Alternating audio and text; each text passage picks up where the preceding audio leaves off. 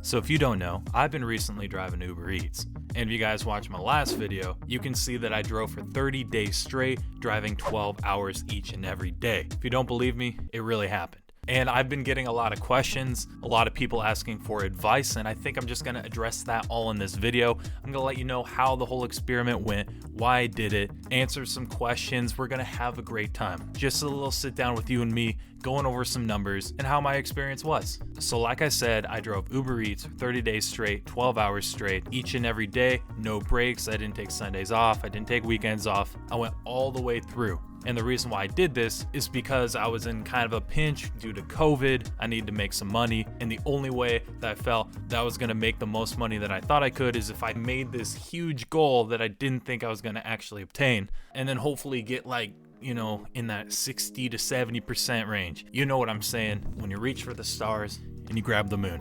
I think that's what the saying is. And I also decided to keep myself accountable. I would post my whole entire process over on TikTok, hopefully reaching out to other people that are doing these delivery apps as well, and kind of have a community going that we can kind of push each other and motivate each other and things like that. Just bear with me. I'm gonna get to all the stats, how much I made, how many miles I put on my car and everything like that. I just kind of want to set the scene, you know what I mean? This is gonna be my one video where I go over everything about what I did. So bear with me, okay? So like I said, that's why I did it. And it wasn't until maybe the second or third day, which was, pretty soon after I started the challenge, when I started to see a lot of growth on TikTok. It got to the point where at the end of the challenge, I had over 100,000 followers, and it was an awesome experience. And I don't think I would have actually went through the whole entire challenge if it wasn't for the audience that I ended up growing. I'm just going to be totally honest with you. But documenting it on TikTok did exactly what I wanted it to do. It pushed me to actually accomplish my goal. It wasn't until maybe the end of week 2 where I started to dread the whole entire process of me getting up at a certain time, driving for 12 hours, being on the road, sitting, waiting for orders, only because I wasn't at the halfway mark. There's something about reaching that halfway point and knowing it's a drop off from there, but when you've already been doing it for like 10 days and you're still not there,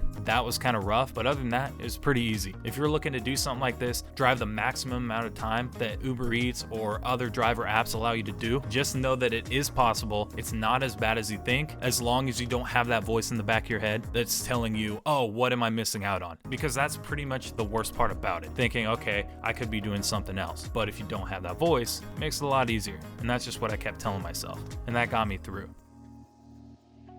Okay, so enough about all that. Let's go into the hard numbers, which I know you guys care about the most. And if you guys are from TikTok, you probably already know it and you don't care at all. And I don't know why you're watching this video, to be honest. I ended up making $8,370, which was way more than I thought I was gonna make. And if you break it down, that's over $100,000 a year. That is absolutely insane when you take a step back and realize there's no application process. You just sign up and drive. The fact that you can make $100K a year, I mean, obviously you're gonna be working every single day for 12 hours a day, but if you just push that detail to the side, you can make it. You can make a 6-figure income. That's crazy to me. But I did spend $599 on gas. I got an oil change, which was $49, and I still have to pay taxes. The taxes weren't taken out before I withdrew the money from Uber Eats. So without taxes, and you total all the expenses that I had, I made $7,709.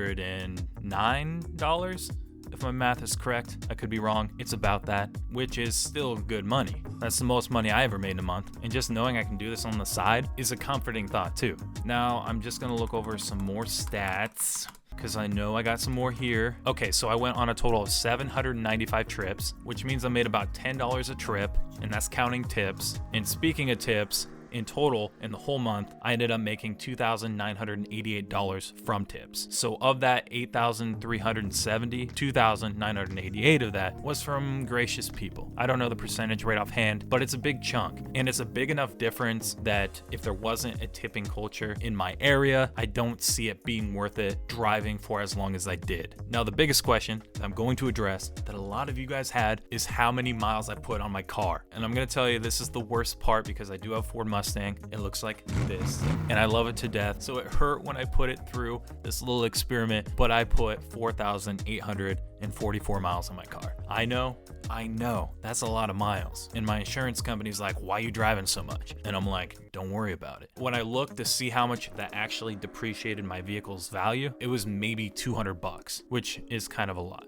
but not as bad as I thought it would be. And I knew this going in. I knew the risks when it came to devaluing my car, the wear and tear it put on my car. So I wasn't blind going in, even though it kind of still hurts. And I know a lot of you guys would be turned off about driving Uber Eats because of that fact, which I totally understand. I'm at that point too, where even though I kind of want to do this as like a side hustle, I don't want to put my car through that even more. But if you have an older vehicle that you know that you can put 250,000 miles on it, no problem, that's a totally different story. Then it could be more worth it. I can't think of a better term, but the kind of vehicle you have when it comes to gas mileage, when it comes to that car's value, heavily determines whether it's worth it for you. So if you're looking into do food delivery, whether it's on Uber Eats or whatever else is out there, that is definitely the main question you should be asking. Now, those are pretty much all the numbers I had. If you're looking for any more information, definitely let me know down in the comments below. I'll make sure to answer them down there. But now I want to move on to like tips, some advice for you guys if you do plan on doing this. One, figure out what kind of area you live in. As for me, I live in Salem, Oregon. We have about 200,000 people that live here. It's not a major city. It's not a small town. It's kind of like that perfect size where all the restaurants are pretty close to the residential areas that I'm delivering to. So what I suggest you do, go on the forums, see how much money people are making in your specific area, see where they're going in your specific area. So if you live in a bigger city, see which part of that city makes you more money before you even go out driving. Also, see what kind of apps that you use in that area. We are a big Uber Eats and Grubhub area, but I know a few cities over, they're heavy into Postmates and not so much Uber Eats. So you got to keep that in mind too. There's so much you just got to keep in mind. And tip number 2 for you guys is accept every order that comes your way. Find out which restaurants you like to deliver to, which restaurants you don't. See which area you want to start in to gain the most traction. Because one thing I learned is tips come in a little bit later. So you might get a bunch of $4 to $5 orders and say, that I don't want to do that. I want to wait for the $9 to $12 orders. Well, the thing is, because tips don't roll in right away, you could actually be losing money because you keep denying these orders that come in that are of lower value. So maybe in 1 hour you could do 4 trips that are around $4, or you can push it, only accept the orders that are high ticket and do 2 that are around 10 to 12. What you don't realize is the tips on those 4 orders are most likely going to be more than the tips from those 2 orders. I hope that makes sense. It sounds way better in my head, I guess, but you definitely got to keep that in mind. That's why I say accept everything right away. Also, another tip, I guess tip number 3, is take a good profile picture, because that's all the people are going to see. Now that we're dealing with COVID, everything is leave at door. They don't know what you look like. So if you take a nice clean photo of you smiling, looking approachable, that's going to go a long ways, because that's who they're tipping. When they're looking at who they're giving their money to, it's all from that profile photo. And just a side note, with COVID, you want to be carrying hand sanitizer, baby wipes, have a mask. It's required to drive Uber Eats to keep other people safe and to just not have any issues. A lot of places in my area, and probably your area too, don't allow you to go into the restaurant without a mask. So to avoid the headache, just wear a mask, always wash up, do your best. That's all you really got to do. Now, this is the last video I'm really going to be talking about Uber Eats when it comes to my challenge. This isn't an Uber Eats style YouTube channel, so if you're looking for that, I'm sorry to disappoint. I've kind of moved over to doing challenges on TikTok. My last one being I did a series where I went down the whole West Coast and delivered Uber Eats in each and every major city. So Seattle, Portland, San Francisco, LA, and San Diego. So if you want to learn how I did that and what the whole process is like, I'm going to be posting a video in the next couple days about my whole entire experience. And then after that, another video like this. It's going to be a Q&A, answer some of the questions you've had, and explain how the whole process went. It's going to be awesome. It was one of the most fun things I ever did, and I can't wait to share that with you guys. And then after that, some of you guys might know that I'm starting a business, and I kind of want to document that whole process here. I'm already documenting it over on TikTok, but I think having longer form videos that you guys can digest over here would be really cool, going over the whole entire process from start to finish. That's kind of what I'm going to be focused on for the next month,